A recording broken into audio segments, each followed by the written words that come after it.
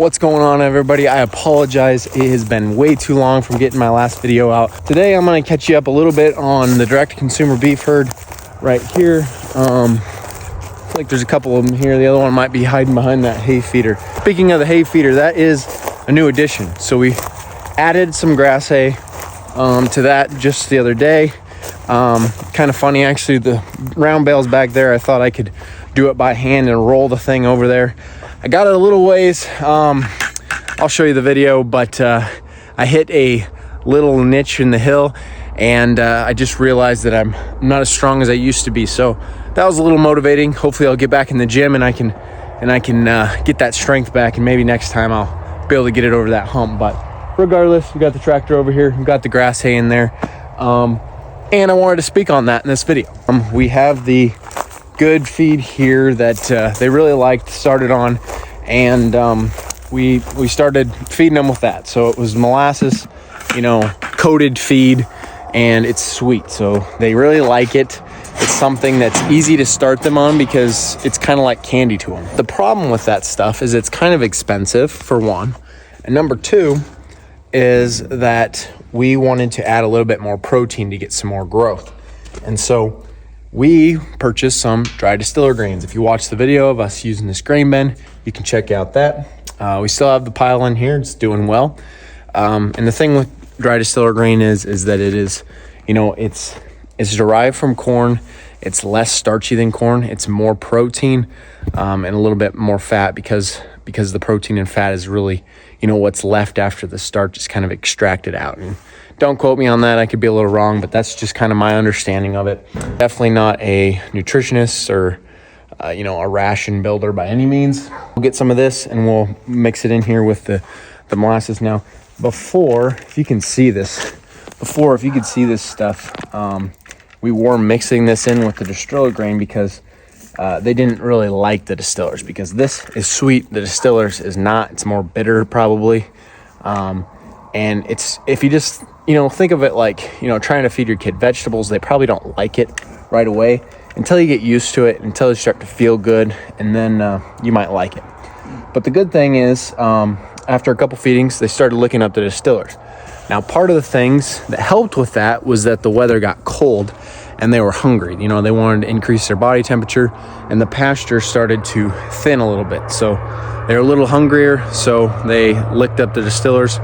It got them used to it a little bit quicker, but it was time where the pasture was thinning to where we needed to get that grass hay in there. And it was very important because when you add distillers, a high protein thing like this, it's not bad on their rumen as long as you do it slowly. We worked it up, the levels just a little bit more every, half of a week until we got to the level where we wanted. But if you were to dump that all to them right away, it would be hard on the rumen. It would be kind of like what I believe is the term is like a hot ration. Again, distillers I don't think is as hot as just pure ground corn. It doesn't cost too much. We'll break that down later on the channel, and I just think it pairs really well with this stuff. It makes sense in my head. But to get back to the grass hay bale, getting that fiber back in the rumen is really going to help them. You'll actually notice that when I go out into the yard, they're a little more peppy than they were at the end. I don't know. I know it's been a little while since I've got a video out to y'all, but they're definitely looking a little bit better, a little more healthy.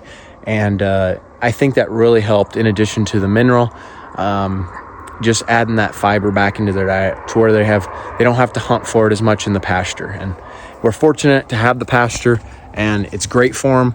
And we're fortunate that they were able to stretch it out a little bit this year with, the good rain, and then, not having too early of a frost.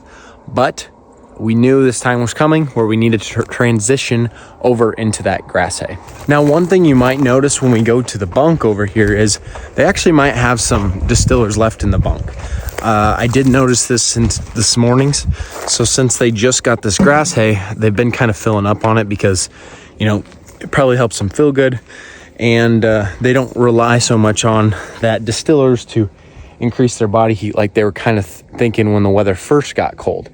Another thing is it kind of warmed back up over this last half week, so it's not quite as cold as it was. So That's another factor. But that being said, as long as they're getting it cleaned up and it's not getting, moldy in the bunk and stuff, I'm not too worried about it. I've kind of found the level where I want to have them sit for a little while, and they're looking good and kind of feeling good. So I'm kind of going to keep it there for now. What's going on, boys? As you can see, they have that pretty good and clean in there.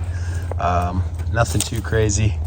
They're definitely still looking for the feed. They're excited for it. So I think they're looking pretty good. Let's get them fed. So as you can see right here, I literally just, put that distillers on top of that in the same bucket. So the distillers lines up on the bottom and that feed on top. I haven't had to worry about it, knock on wood. They eat that stuff and they lick up the distillers afterwards. Again, they've been picking through that grass hay back there pretty good already. And yeah, they're definitely growing. I don't have a scale right here where I can weigh them and kind of keep track of that like day by day and stuff. But I can definitely tell they're growing. Having these videos that I'm doing is I can actually go back and look and see the growth, and that's kind of cool. Something that, maybe not a lot of feeders or ranchers can kind of see day to day because they're not recording. That being said, this takes a lot of time. Don't recommend unless you wanted to commit to it. That's pretty much the update right now for the direct consumer beef operation. I probably have some plans for some more videos with my family's cow-calf operation, but right now it's just been so busy with Agri Summit, my full-time job. And we got some cool things going to the Agri Summit. We plan to the herd management digital calving book app that will be expanding into some cooler features in the future. We're getting very, very close. We're within months of release of that, so that's pretty cool, exciting. And the Agri Summit members will be the first to use that, test it out, let us know which features they want and stuff. And that being said, once it is released, Agri Summit members will get it for a much better price than anybody else. Agri Summit members will actually get it included free with their subscription. So if you're interested in a herd management app, it's one that you can actually help shape, one that you can decide what features are necessary, what features you want, join the Agri Summit community right now. Become one of the founding members, the early members in the community. And not only that, but you get access to the community of cattle operations, people who want to build back those family operations. And that means something to me. And I hope that means something to you. And if it does, subscribe to the channel. The more subscribers we have, the more time and effort I can put into this. And check out the Agri Summit link. That's ultimately the best way to support the channel, is joining the Agri Summit community.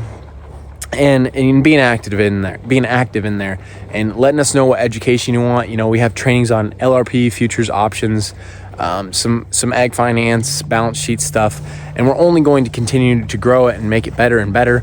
We have daily cattle market updates. We have a weekly cattle market talk, and we also have some commentary from one of my friends who's in there on every Thursday. So we have a few different kind of shows in there.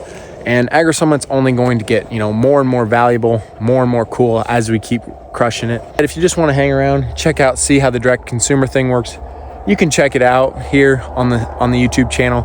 I will be releasing, more educational content about kind of my breakdown on the numbers and things like that inside the Agri Summit community first, and kind of the strategies that we're going to go after these first three. But that being said, we still got a lot of work to go. We still have a winter that we got to get through, and a long process yet ahead before we get these to market and everything like that. Appreciate y'all. Thank you for watching. See you in the next one, and God bless.